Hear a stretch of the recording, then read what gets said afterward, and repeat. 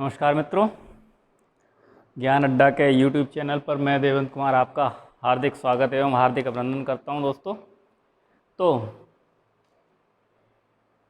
पिछली क्लास में मैंने संविधान के स्रोत आप लोगों को समझा दिए थे, जिसमें आपका ब्रिटेन से क्या लिया गया है, अमेरिका से क्या लिया गया है ना, रसिया से क्या लिया गया है, कनाडा से क्या लिया गया है, और आयरलैंड से क्या लिया गया है, ऑस्ट्रेलिया से क्या लिया गया है, और फ्रांस से क्या लिया गया है, दक्षिण अफ्रीका से क्या लिया गया है, जर्मनी के बीमर सिद्धांत से से संविधान से क्या लिया गया है, और जापान के संविधान से क्या लिया गया है। तो इन सब के बारे में मैंने आप लोगों को पिछली क्लास में बता दिया था, ठीक है, और दोहराने की ज़रूरत नहीं है। मैं आशा करता हूँ आप लोगों ने याद ज़रूर किया होगा ना। अब इसके आगे की बात करें तो इसके बाद बात करते हैं संविधान की प्रस्तावना की, ठीक है। तो संविधान की जो प्रस्तावना है, प्रस्तावना को उद्देशिका भी कहते हैं और इंग्लिश में इसको प्रेम्बल भी कहते हैं, ठीक है। तो समय कम है, आप थोड़ा छोटा क्लास लेना था, इसलिए मैंने इसको पहले ही लिख दिया है ना।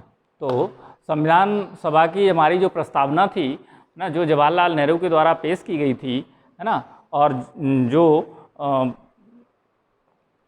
प्रस्तावना है उसका सीधा सा है कि हम भारत के लोग, ठीक है, हम भारत के लोग भारत को संप्रभुता संपन्न, समाजवादी, पंथ निरपेक्ष, लोकतांत्रिक गणराज्य बनाने के लिए तथा उन सब में व्यक्ति की गरिमा, है ना, एवं व्यक्ति की गरिमा को ऊंचा उठाने के लिए और देश की एकता एवं अखंडता की रक्षा करने के लिए और बंधुत्व बढ़ाने वाली दृढ़ संकल्प के साथ साथ आज तारीख 26 नवंबर 1949 मिति मार्ग शुक्ल शीर्ष सप्तमी संवत 2006 विक्रमी को एतद द्वारा संविधान सभा में संविधान को अंगीकृत, अधिनियमित एवं आत्मर्पित करते हैं। अब ये तो रही प्रस्तावना, और प्रस्तावना को कई भागों में तोड़ा गया है। कई भागों को हम तोड़कर इसको पढ़ेंगे, जैसे भारत को संप्रभुता संपन्न, समाजवादी, पंथ निरपेक्ष, लोकतांत्रिक गणराज्य, है ना, तथा उन समय व्यक्ति की गरिमा, देश की एकता एवं अखंडता, बंधुत्व, ठीक है। तो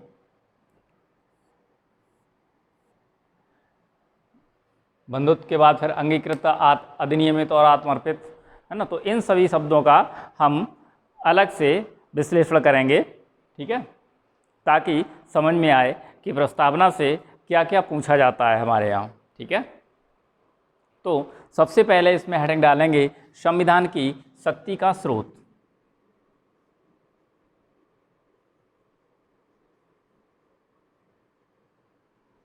या पहले हेडिंग डालिए व्याख्या।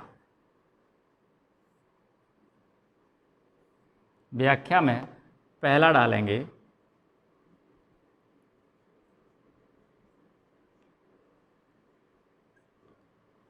संविधान की शक्ति का स्रोत, ठीक है। कभी कभी पूछ लिया जाता है कि हमारे भारतीय संविधान में संविधान की शक्ति का क्या स्रोत है, ठीक है। तो शक्ति का जो स्रोत है वो है हम भारत के लोग,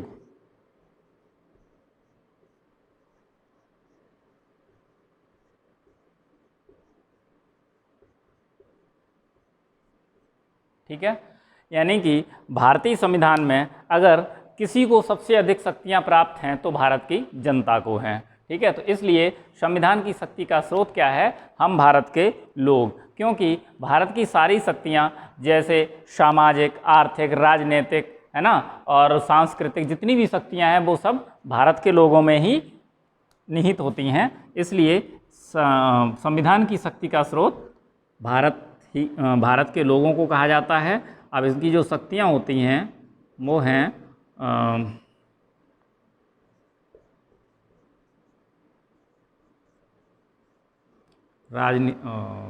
सामाजिक,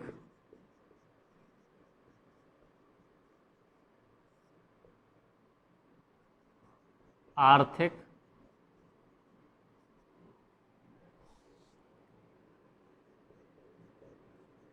राजनीतिक एवं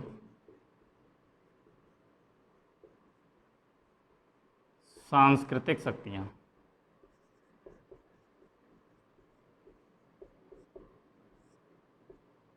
ठीक है, तो हम भारत के लोग हैं, संविधान की शक्ति का स्रोत क्या है? हम भारत के लोग, और हम भारतीय लोगों में सामाजिक, आर्थिक, राजनीतिक एवं सांस्कृतिक ये सारी शक्तियाँ निहित हैं। ठीक है, फिर दूसरा हेडिंग डालते हैं कि संविधान का स्वरूप।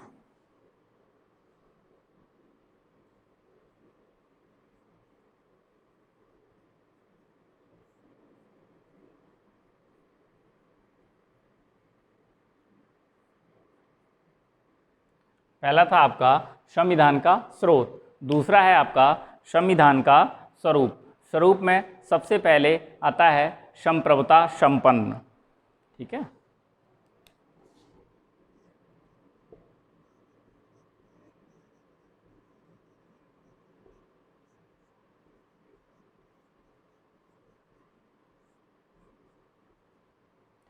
संप्रभुता संपन्न में क्या आता है दोस्तों कि संप्रभुता संपन्न का मतलब हुआ कि स्वतंत्र निर्णय या स्वतंत्र शक्ति को अपनाना।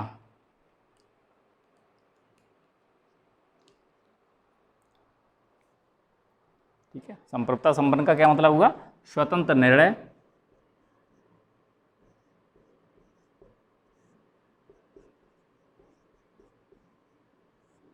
ठीक है, या लिख सकते हैं इसको बाह्य शक्तियों से अलग।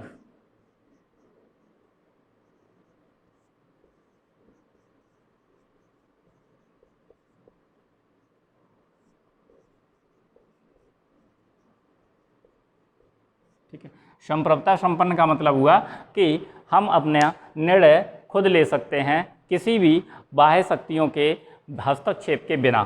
ठीक है, तो इसको हमने इसीलिए लिखा है बाह्य शक्तियों से अलग।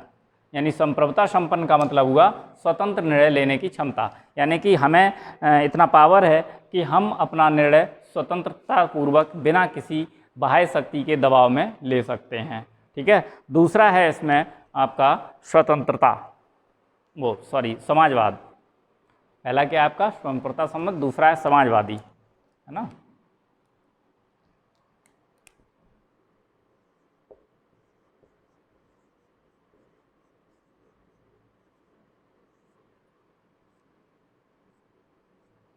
अब पहला तो मैंने आपको संप्रभुता संपन्न, भारत को संप्रभुता संपन्न और समाजवादी पंथ निरपेक्ष की बात करी थी। तो समाजवादी का मतलब हो गया है कि सामूहिक हित। ठीक है,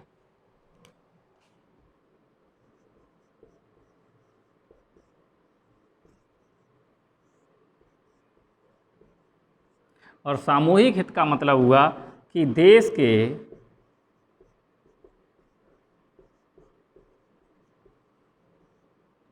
सभी संसाधनों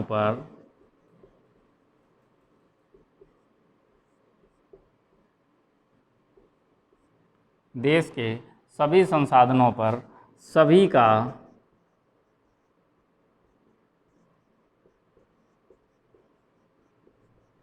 समान अधिकार।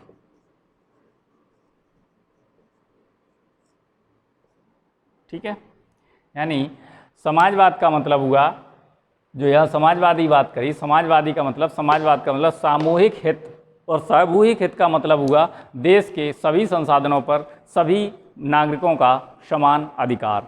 ठीक है, तीसरा इसमें दिया है पंथ निरपेक्ष।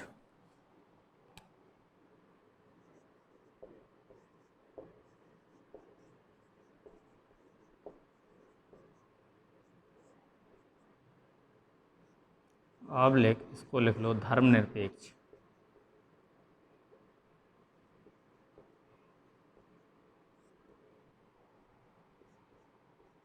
धर्मनिरपेक्षता, धर्मनिरपेक्ष का मतलब है किसी भी धर्म के साथ भेदभाव नहीं करना, यानी कि सभी धर्मों को समानता।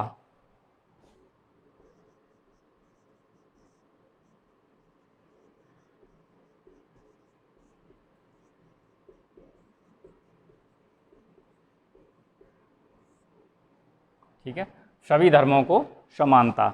चौथा इसमें दिया हुआ है लोकतांत्रिक गणराज्य, है ना।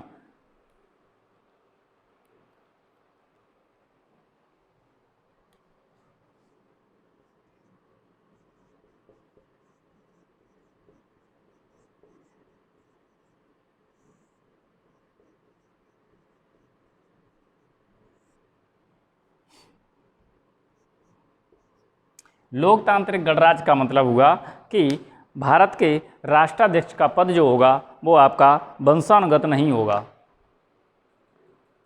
ठीक है, अर्थात जनता का शासन।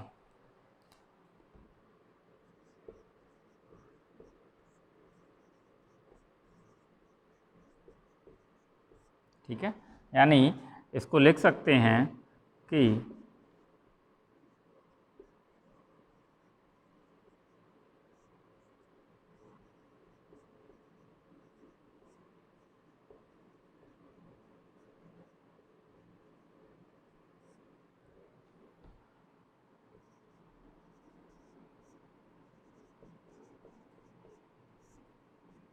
इसको लिख सकते हैं कि जनता का शासन जो होगा वो लोकतांत्रिक गणराज्य को डिनोटेड करता है और राष्ट्राध्यक्ष का पद वंशानुगत नहीं होगा। इसका मतलब ये हुआ, लोकतांत्रिक गणराज्य का मतलब है कि जनता के द्वारा किया जाने वाला शासन, यानी कि जनता जो है अप्रत्यक्ष रूप से राष्ट्राध्यक्ष को चुनती है और राष्ट्राध्यक्ष का पद वंशानुगत नहीं होगा।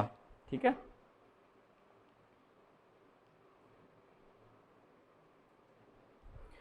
नेक्स्ट हेडिंग इसमें लिखेंगे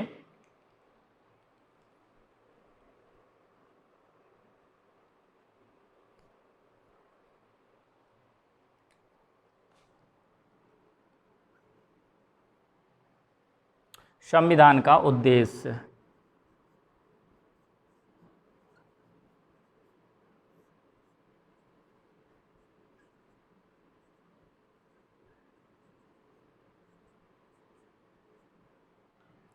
संविधान का उद्देश्य, संविधान का उद्देश्य है कि लोगों को न्याय,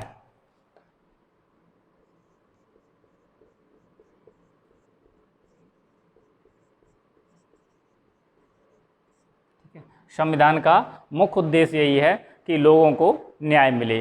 तो और न्याय कैसा मिले, सामाजिक, आर्थिक, है ना, सामाजिक, आर्थिक और राजनीतिक हर प्रकार का न्याय मिले। ठीक है,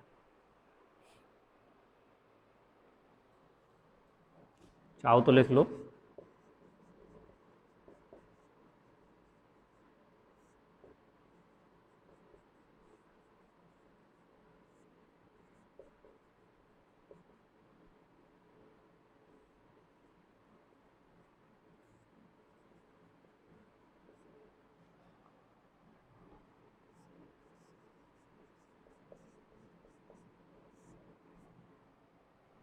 ठीक है, यानी संविधान का जो उद्देश्य है वो है लोगों को न्याय दिलाना। ठीक है, और न्याय कैसा, सामाजिक, आर्थिक, राजनीतिक हर प्रकार का न्याय दिलाना। अगला हेडिंग है कि स्वतंत्रता।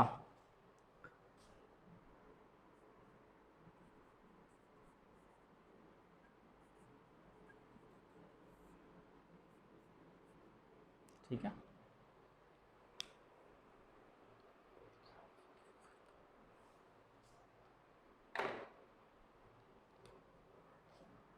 स्वतंत्रता कैसी, विचार की स्वतंत्रता,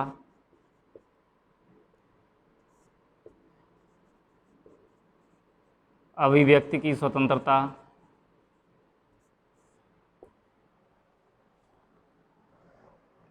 विचार, अभिव्यक्ति और विश्वास,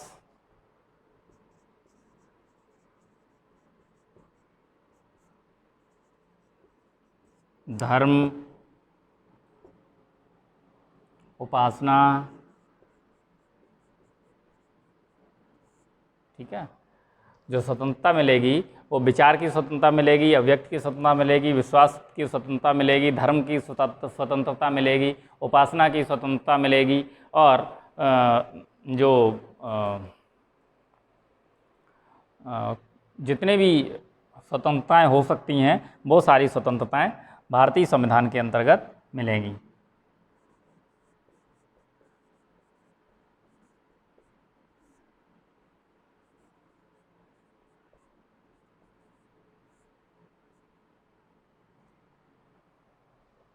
ठीक है।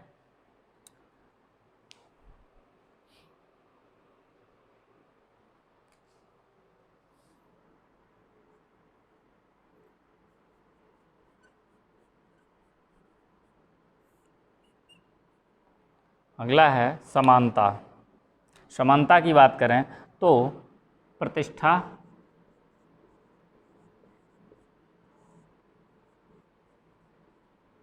एवं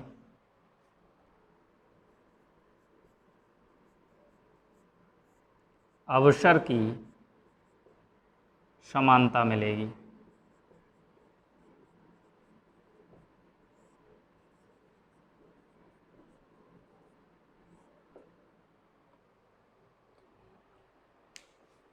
ठीक है।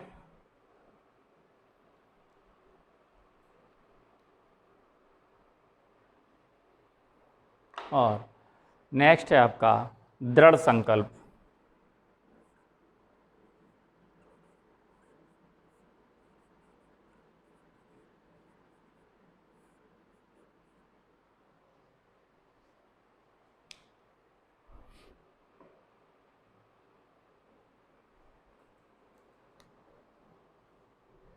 दृढ़ संकल्प क्या होगा कि व्यक्ति की गरिमा को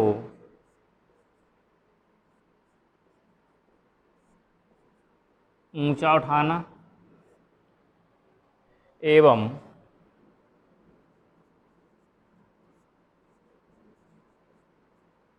देश की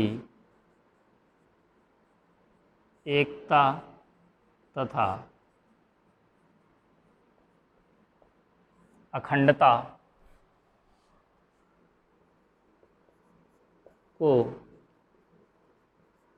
बनाए रखना। ठीक है।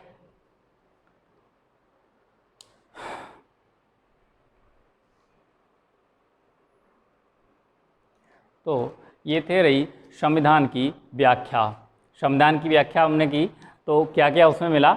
सबसे पहली बात तो संविधान की शक्ति का स्रोत मिला। तो संविधान की शक्ति का स्रोत क्या है? हम भारत के लोग। ठीक है। संविधान की शक्ति का स्रोत क्या है? हम भारत के लोग। और जिसमें शक्तियाँ जो हैं वो कौन कौन सी हैं? सामाजिक हैं, आर्थिक हैं, राजनीतिक हैं और सांस्कृतिक हैं। उसके बाद संविधान का स्वरूप। संविधान का स्वरूप क्या है? यहाँ पर मैंने लिखवाया था संप्रभुता संपन्न पहला। ठीक है। संप्रभुता संपन्न यानी स्वतंत्र निर्णय लेने की क्षमता, यानी स्वतंत्र कोई भी बाह्य शक्तियों का कोई भी हस्तक्षेप नहीं होना। दूसरा लिखवाया मैंने समाजवादी। समाजवादी का मतलब सामूहिक हित, यानी देश के सभी संसाधनों पर सभी का बराबर का हक। तीसरा लिखवाया मैंने पंथ निरपेक्ष, यानी कि सभी धर्मों को समान स्वतंत्रता मिलेगी। ठीक है। उसके बाद लिखवाया लोकतांत्रिक गणराज्य।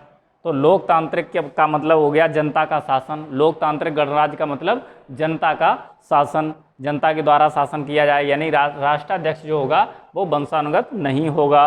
उसके बाद फिर अब जो हुआ लोकतांत्रिक तक हो गया था। इसके बाद फिर उन सब में व्यक्ति की गरिमा को ऊंचा उठाने वाली, देश की एकता एवं अखंडता की रक्षा करने वाली, बंधुत्व बढ़ाने वाले दृढ़ संकल्प के साथ, यानी कि फिर बात आती है कि दृढ़ संकल्प क्या क्या करना है? व्यक्ति की गरिमा को नीचे नहीं गिरने देना है और देश की एकता एवं अखंडता को टूटने नहीं देना है ना। ये तो आपका दृढ़ संकल्प हो गया। और स्वतंत्रता की बात करें तो स्वतंत्रता में आपकी आती है कि विचार, अभिव्यक्ति, विश्वास, धर्म, उपासना की स्वतंत्रता मिलेगी। और समानता की बात करें तो प्रतिष्ठा में प्रतिष्ठा एवं अवसर की समानता मिलेगी।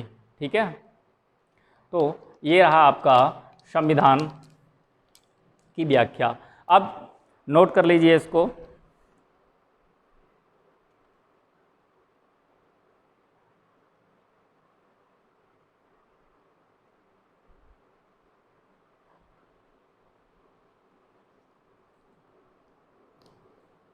नोट कर लिया होगा, चलो हटा देते हैं।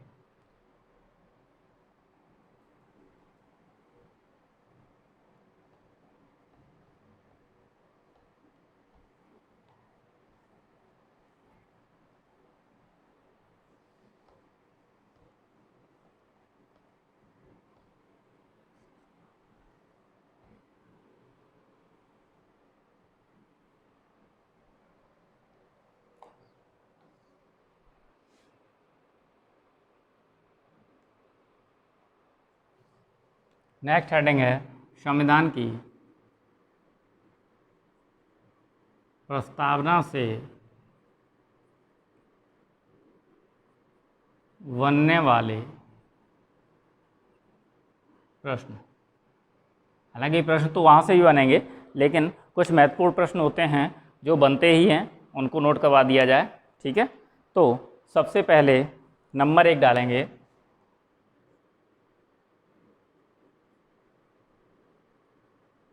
प्रस्तावना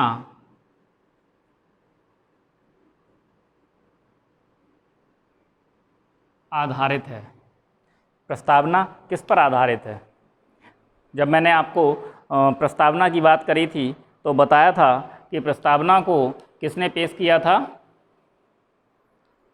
जवाहरलाल नेहरू ने। ठीक है,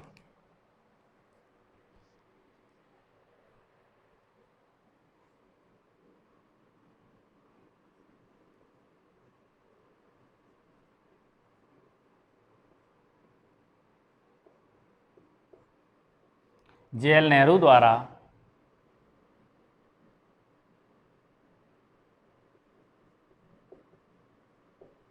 प्रस्तुत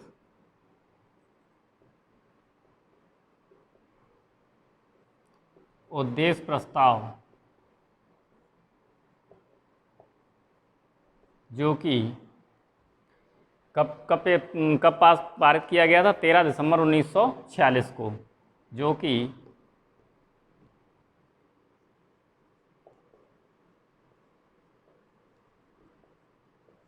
13 दिसंबर 1946 को पेश किया गया था।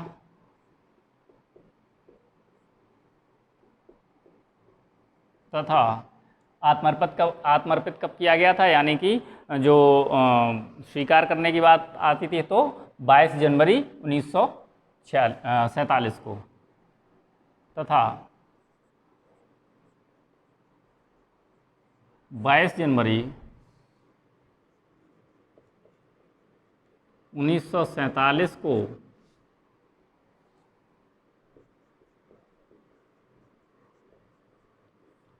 प्रस्तावना के रूप में स्वीकार किया गया।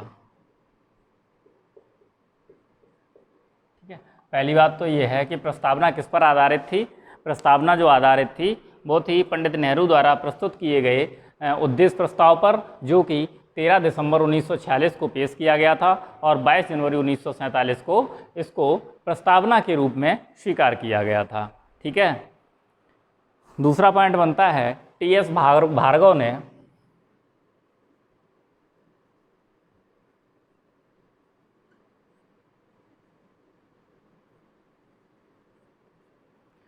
भार्गव ने इसे संविधान की आत्मा कहा। ठीक है,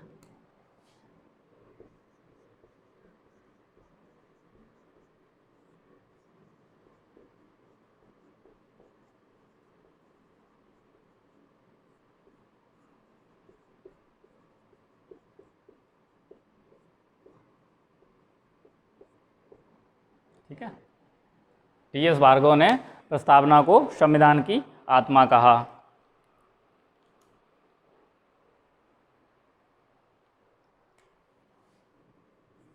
अगले हैं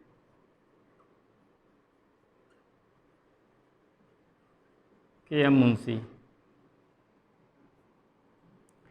के एम मुंशी ने प्रस्तावना को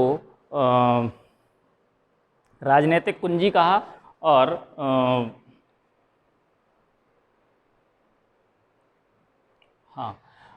के एम मुंशी ने प्रस्तावना को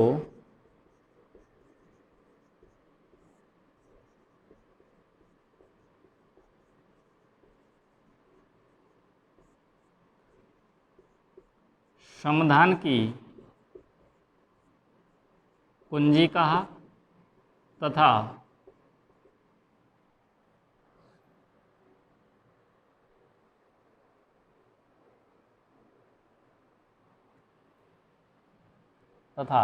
राजनीतिक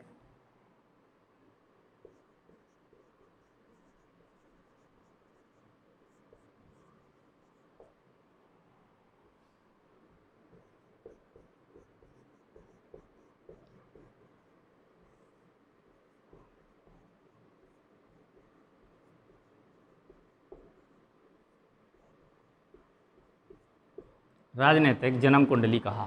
ठीक है।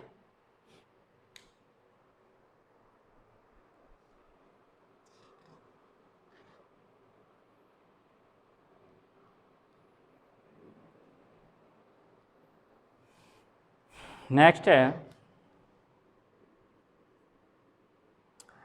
संविधान में जो समाजवादी, पंथ निरपेक्ष और अखंडता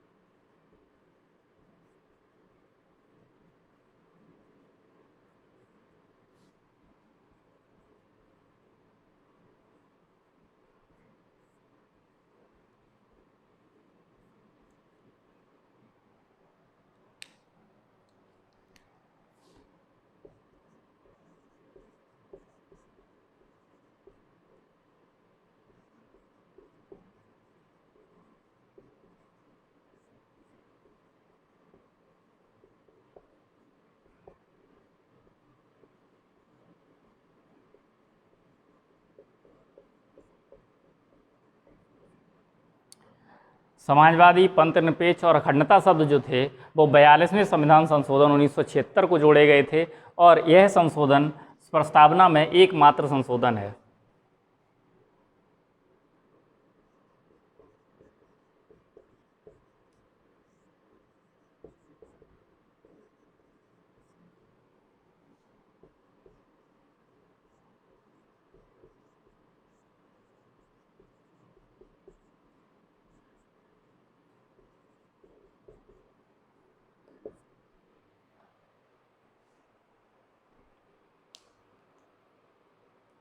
क्या तो समाजवादी, पंथ निरपेक्ष और अखंडता शब्द जो 42वें संविधान संशोधन 1976 द्वारा जोड़े गए थे और इसके बाद संविधान में कोई भी संशोधन नहीं किया गया है। यही एकमात्र संविधान संशोधन है जो प्रस्तावना में संशोधन किया गया था। ठीक है।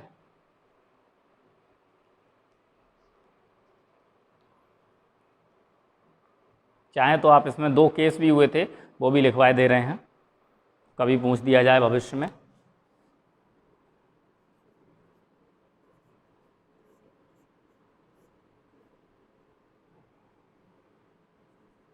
एक केस था इनरी बेरुवारी केस। ठीक है। इनरी बेरुवारी केस में क्या था कि जो कि 1960 में डाला गया था, इसमें सुप्रीम कोर्ट ने कहा था कि संविधान जो प्रस्तावना है वो संविधान का भाग नहीं है। ठीक है।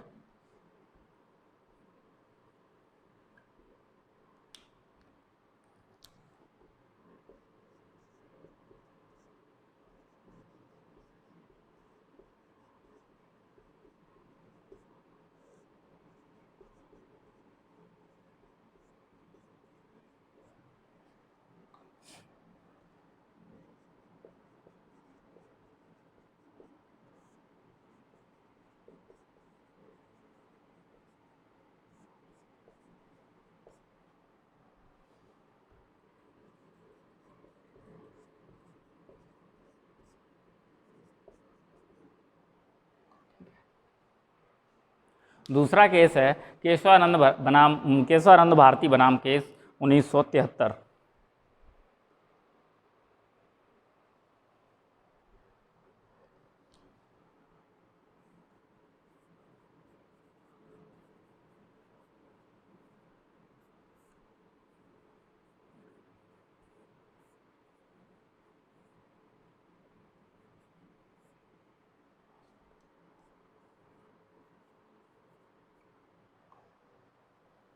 इसमें क्या हुआ कि प्रस्तावना पर बहस 15 जजों की पीठ ने की थी और 7-6 से निर्णय दिया था और कहा था कि प्रस्तावना संविधान का भाग है। ठीक है।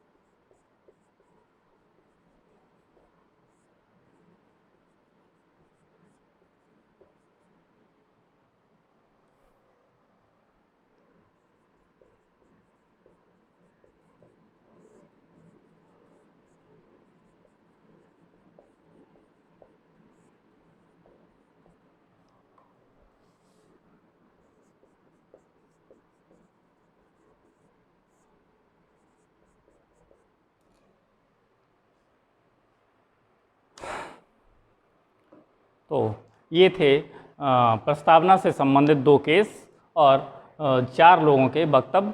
प्रस्तावना से बनने वाले जो क्वेश्चन हैं वो यहीं से बनते हैं। और पहला क्वेश्चन बनता है कि प्रस्तावना किस पर आधारित है। तो प्रस्तावना जे.एल. नेहरू के उद्देश्य प्रस्ताव पर आधारित है, जो कि 13 दिसंबर 1946 को पेश किया गया था और 22 जनवरी 1947 को इसको एक प्रस्तावना के रूप में स्वीकार कर लिया गया था। दूसरा क्वेश्चन बनता है कि संविधान की आत्मा किसने कहा प्रस्तावना को। प्रस्तावना को संविधान की आत्मा किसने कहा, तो वो है आपके टी.एस. भार्गव। ठीक है। और तीसरी बात पूछी जाती है कि संविधान की कुंजी किसने कहा या संविधान की राजनीतिक जन्म कुंडली किसने कहा प्रस्तावना को। तो प्रस्तावना को संविधान की कुंजी या फिर उसकी राजनीतिक जन्म कुंडली, संविधान की राजनीति की जन्म कुंडली के.एम. मुंशी ने कहा है। ठीक है। उसके बाद समाजवादी, पंथनिरपेक्ष और अखंडता शब्द कब जोड़े गए। ये जोड़े गए 42वें संविधान संशोधन 1976 को।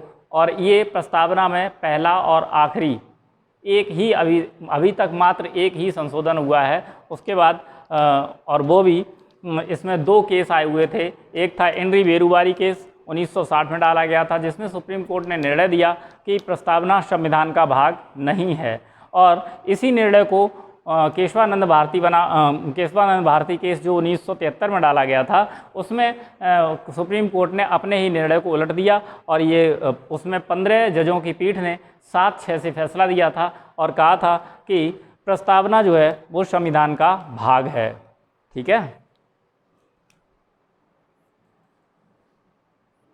और संविधान की व्याख्या करने में प्रस्तावना की सहायता ली जा सकती है, ये केशवानंद भारती केस में कहा गया था। तो चलिए, आज आपकी संविधान की प्रस्तावना को मैंने कवर कर दिया है। अब कल बात करेंगे अनुसूचियों की। ठीक है। तब तक के लिए आप लोग इसको याद करिए और खूब मज़े से पढ़िए। मिलते हैं कल। आप लोगों का बहुत बहुत धन्यवाद।